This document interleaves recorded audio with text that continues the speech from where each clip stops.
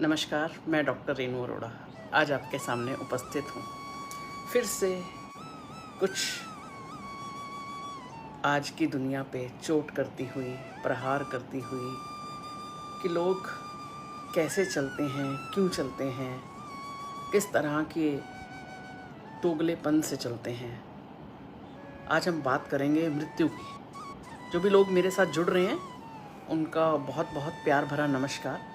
आज मैं बात करने जा रही हूँ एक ऐसे मुद्दे पर, और अगर आप मेरे से इस बात पे सहमत हो तो मेरी इस वीडियो को ज़रूर शेयर भी करिए और अपने विचार भी रखिए।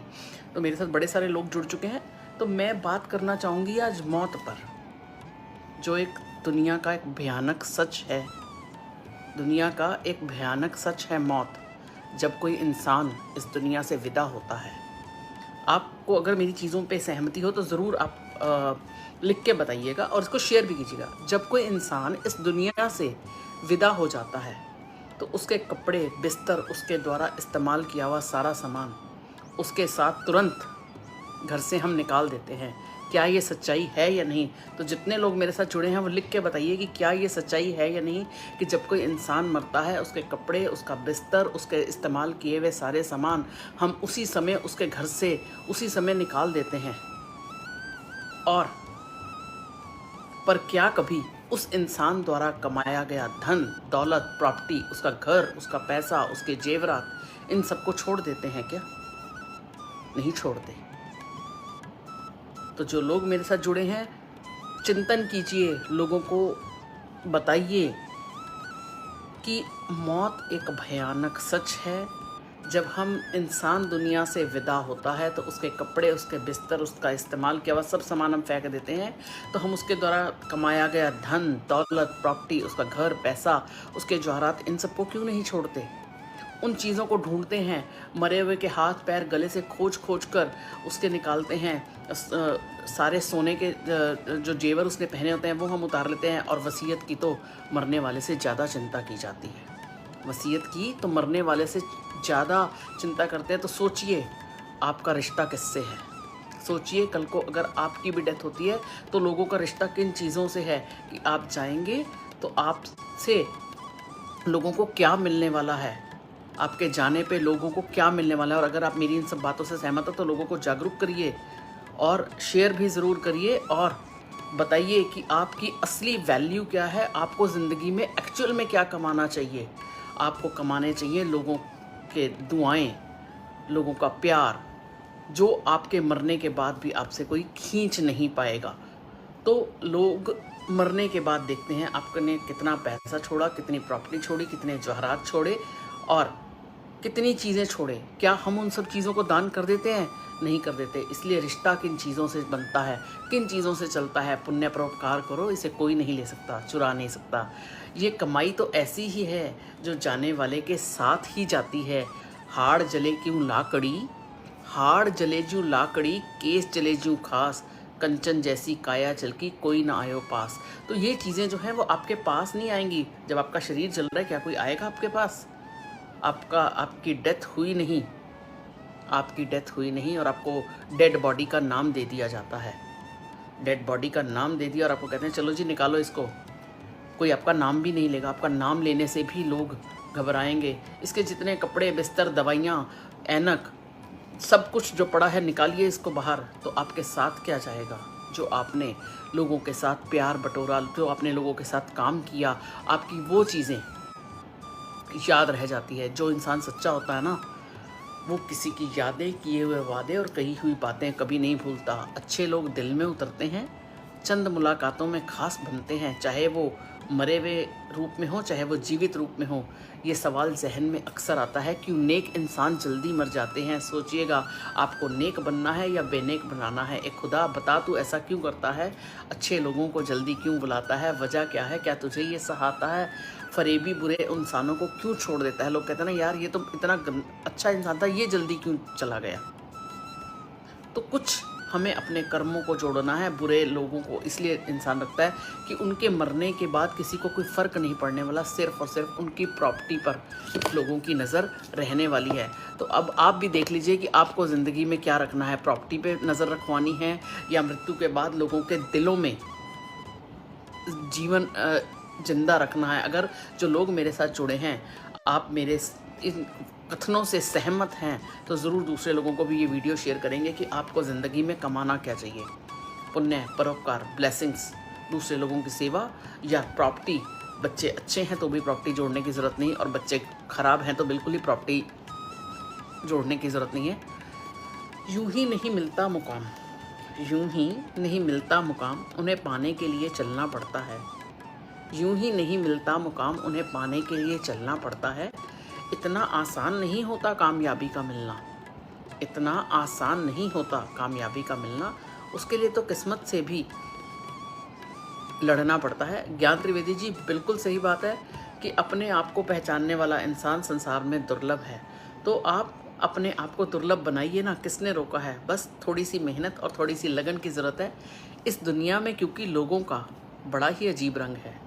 किसी को नहीं पता कौन खिलाफ कौन संग है।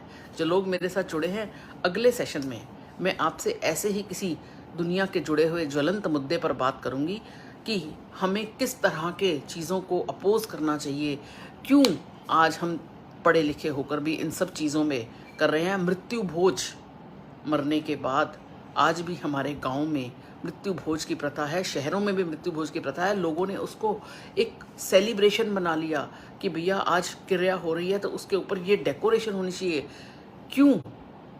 जीते जी आपने पूछा नहीं, मरने के बाद आप मृत्यु भोज कर रहे हैं। और मृत्यु भोज की ये प्रथा कई लोगों के लिए दुखदाई बन जाती है, जिनके पास इतने फंड्स नहीं होते कि वो अपने घर में वो मृत्यु भोज ऑर्गेनाइज कर सकें। वो लोगों से कर्जे लेकर, क्योंकि उनके घर में किसी की मृत्यु हुई है तो उन्हें वो 13 दिन का 14 दिन का मृत्यु भोज चलाना पड़ेगा। क्या आप सहमत हैं इस बात से कि मृत्यु भोज होना चाहिए? लिख कर बताइए। मृत्यु भोज हम लिख रहे हैं, मृत्यु भोज हम लोगों को दे रहे हैं, किन लोगों को सेटिस्फाई कर रहे हैं, किन लोगों के लिए हम मृत्यु भोज ऑर्गेनाइज कर रहे हैं? जीते जी अगर हम अपने माता पिता को सुख नहीं दे पाए तो उनके मरने के बाद मृत्यु भोज क्या लोगों को दिखाने के लिए देना है कि हम लोगों के पास इतना सब कुछ पैसा है कि हम अच्छे से मृत्यु भोज ऑर्गेनाइज कर सकते हैं? हम क्रिया पे बड़े बड़े पंडित पांडित्य बुलाकर बिठा देते हैं। क्या लगता है आपको कि इन सब चीज़ों में कहीं कुछ जायज़ है या नाजायज़ है? क्या करना चाहिए हमें? अब अगर मैसेज में लिख कर बताएंगे तो मुझे खुशी होगी कि कुछ लोग तो मेरे साथ मेरे इस अच्छे कार्य में जुड़े हैं। आप मुझे लिख कर बताइए कि आप मृत्यु भोज के लिए सहमत हैं, और मृत्यु होने के बाद हम सारे उससे जुड़े, इंसान से जुड़ी सब वस्तुएं घर के बाहर एकदम से ले जाते हैं। उससे जुड़े हीरे जवाहरात, प्रॉपर्टी, पैसा, धन दौलत, वसीयत, वो बाहर क्यों नहीं करते? आप बस एक बार मेरे इस कार्य के लिए मेरी हौसला अफजाई कीजिए। बताइए मुझे कि क्या ये कार्य उचित है? अगर किसी के पास धन दौलत नहीं है, उसके घर में किसी की मृत्यु हो जाती है, तो समाज उसे क्यों चोट पहुंचाता है कि आपको घर में मृत्यु भोज का आयोजन करना चाहिए? चाहे फिर आप कर्ज लेके करिए। आप बताइए मुझे, क्या आप मेरी इन सब बातों से सहमत हैं? सहमत हैं तो आप लेकर आइए। सहमत हैं तो आप लोगों को जागरूक करिए, मेरी इस वीडियो को आगे बढ़ाइए, क्योंकि यूं ही नहीं मिलता मुकाम, यूं ही नहीं मिलता मुकाम, उन्हें पाने के लिए चलना पड़ता है। इतना आसान नहीं होता कामयाबी का मिलना, उसके लिए तो किस्मत से भी लड़ना पड़ता है। तो आज मैंने एक बहुत ज्वलंत मुद्दे पर आपसे बात करी है, बहुत ही ज्वलंत मुद्दे पर बात करी है। मृत्यु एक शाश्वत सच, पर लोग मृत्यु के बाद आपके लिए आप में से क्या ढूंढते हैं? मृत्यु एक शाश्वत सच, पर मृत्यु के बाद लोग आपके जाने के बाद आपकी किन चीज़ों से प्यार करते हैं, किन चीज़ों को ढूंढते हैं? सोचिएगा और मुझे मैसेज में बताइएगा। और मृत्यु लोग अरेंज नहीं कर सकते, उन लोगों के ऊपर क्यों इस तरह का दंड, क्यों इस तरह का बोझ कि उन्हें मृत्यु भोज ऑर्गेनाइज करना है? क्यों? सोचिएगा मेरी इस बात को जरा एक बार। इस दुनिया में क्योंकि लोगों का बड़ा अजीब रंग है, इस दुनिया में लोगों का बड़ा ही अजीब रंग है, किसी को नहीं पता कौन खिलाफ और कौन संग है। क्या आप जानते हैं कि जो आपके सामने मीठी मीठी बातें कर रहा है वो आपके साथ है भी कि नहीं है? तो किस दुनिया की बात करते हैं जो दुनिया आपके प्लेट में आकर रोटी डालने नहीं आएगी? किन चीज़ों की बात करते हैं कि जो आपको मृत्यु के बाद आपको ही निकालने की बात करेंगे, आपको ही आपके नाम से नहीं पुकारेंगे? डेड बॉडी को कितनी देर में लेके जाना है, इसको क्रीमेशन का टाइम क्या है, उस समय वो नाते रिश्ते, वो सब प्यार मोहब्बत कहाँ चली जाती है। फिर बस घर में अब चला कर आए हैं और सिर्फ पूछने की बात ही होती है, क्या छोड़ के गया, कैसे चलेगा, क्या होगा। इस दुनिया में क्योंकि लोगों का बड़ा ही अजीब रंग है, किसी को नहीं पता कौन खिलाफ कौन संग है।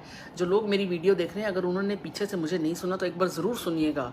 आज मैं एक चीज़ पे बात कर रही हूँ, मृत्यु के बाद आपकी बुक्कत, आपकी पहचान क्या रह जाती है, आपकी किन चीज़ों से लोगों का लगाव होता है, और मृत्यु भोज कितना ज़रूरी है।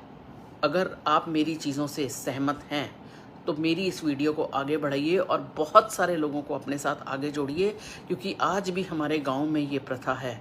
बड़े सारे लोगों को, ये जिनके पास बेचारों के पास पैसा नहीं है, उनको समाज के डर से मृत्यु भोज और वो सब चीज़ें करनी पड़ती हैं। जिनके पास अपने घर में खाने को नहीं है, वो लोग मृत्यु भोज कैसे ऑर्गेनाइज करें। और आप मृत्यु भोज खा के कितने क्यों खुश हो रहे हैं? ऐसा क्या हो गया कि आपको मृत्यु भोज खाना पड़ रहा है? आप प्लीज़, मेरी हाथ जोड़ के रिक्वेस्ट है, इस चीज़ पर मेरा साथ दीजिए, मेरी इस वीडियो को आगे बढ़ाइए और लोगों को इसके साथ जोड़िए, क्योंकि रिश्ते जितने सुनहरे होते हैं, दर्द भी उतने ही गहरे होते हैं। ज़िंदगी तो सबके पास है, ज़िंदगी तो सबके पास है, पर हर कोई ज़िंदा थोड़े ही है। आज इस मुद्दे पर बात करी है, कल जो लोग मेरे साथ जुड़े हैं, मैं फिर आपसे जब जुड़ूंगी तो आपसे बात करूंगी, क्या विधवा को जीने का अधिकार नहीं? क्या विधवा को जीने का अधिकार नहीं? क्यों उसे सारे रस्मों रिवाजों से वंचित किया जाता है? अगर आज आप मेरी इस वीडियो से सहमत हैं तो इसको आगे बढ़ाइए। मृत्यु भोज और मृत्यु के बाद लोगों को क्या चाहिए आपसे, विचार कीजिए, मेरी इस वीडियो को आगे बढ़ाइए और इसी तरह से अपना प्यार दर्शाते जाइए। नमस्कार।